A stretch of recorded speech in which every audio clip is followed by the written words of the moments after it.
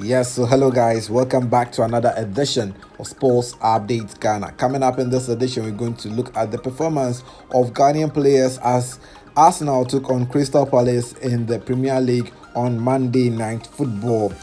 Key Ghanaian players such as Jordan Ayew, Thomas Partey, Jeffrey Schlupp, as well as English players of Ghanaian descent, that is Nketiah and Raksechi, were all involved in the action as Arsenal took on Crystal Palace in an away fixture. We're going to look at how Arsenal managed to score their only goal in the game, which was a great effort from Nketiah, and how Thomas Partey also put up a good performance in the game. But before we get into it though, please subscribe to the channel if you haven't, like, share, and don't forget to leave a comment. So let's get right into it. And as I said earlier, 5 players who are all related to Ghana were involved in Arsenal's game against Crystal Palace on Monday Night Football.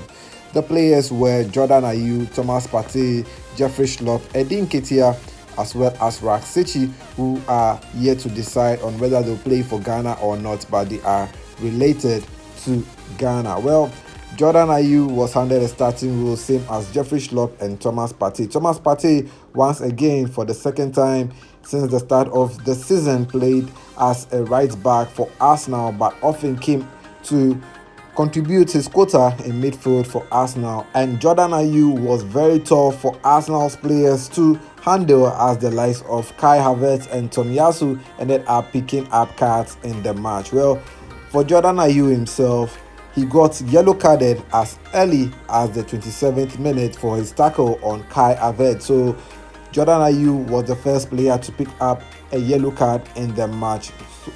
Later on, around the 60th minute, Tomiyasu was shown a yellow card for time wasting. Then the player ended up getting his second yellow card in the game after his tackle on Jordan Ayew that got Tomiyasu being sent off in the match. Well, Jordan Ayew, for his performance though, was able to come close to scoring for Arsenal, but he was just unlucky. But it was just a distraction in the Arsenal's half, and that was what I think Rock Hodgson wanted Jordan Ayew to do, and he just did that in the match. For Jeffrey Schlupp, he also played on the flanks for Crystal Palace, but he was able to contribute his quota till he was substituted in the 74th minute. Well, Nketiah was the man who did all the magic for Arsenal in the game, as he won a penalty for Arsenal to end up scoring the goal through Martin Odegaard, the captain of Arsenal. So this was how Nketiah managed to win the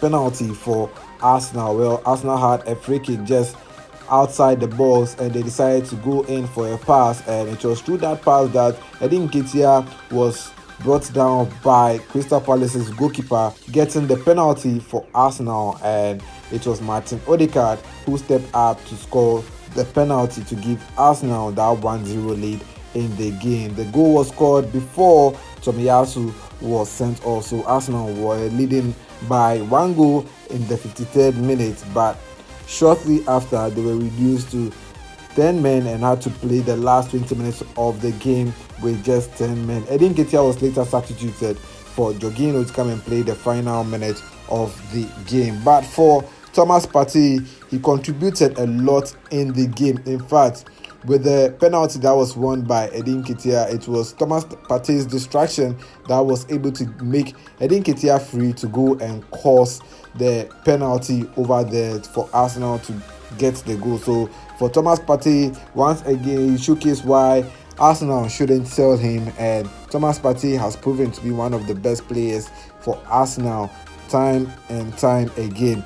Despite being played as a right back, Thomas Partey often came to the midfield, and he was one of the players who was destroying Crystal Palace's string of passes whenever they want to build their attack, and his passes in midfield was very, very good, that it contributed a lot to Arsenal's quest to winning the game. But unfortunately, they couldn't get that much goals in the game. But Arsenal were generally good in the game. For Raksechi, the youngster, who is also yet to decide on whether he play for Ghana or not, he came on as a substitute in the 83rd minute to replace Ward in the game, and was able to play the last 7 minutes of action in the game. But Raksechi did not get enough opportunity in the game, but generally he put up a decent performance for Crystal Palace. So that was how some Ghanaian players who featured in Arsenal's game against Crystal Palace performed in the game.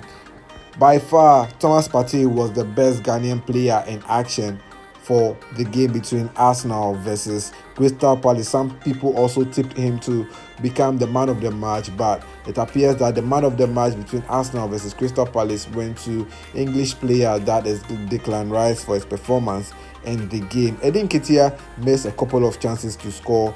I remember that in the first half, Nketiah got 2 chances, but unfortunately he fluffed that chance. One of his chances was saved by the Crystal Palace goalkeeper. Then in his second opportunity to score, Nketiah ended up chipping the ball, which went above the goalpost, hitting the net above the post. So Nketiah generally was able to put up a decent performance, but he's not that kind of striker who can get you goals week in, week out. Last week, I remember he scored the first goal for Arsenal. In fact, he was the first player to score a goal in the 2023-2024 season, but in the second game, unfortunately, Nketiah was unable to score. Well, that'll be it for this episode of Sports Updates Ghana. It was a pleasure coming your way with the update. Let me know your thoughts in the comment section on what you make of the performance of these Ghanaian players. Until then, thanks for doing the watching. See you in the next one.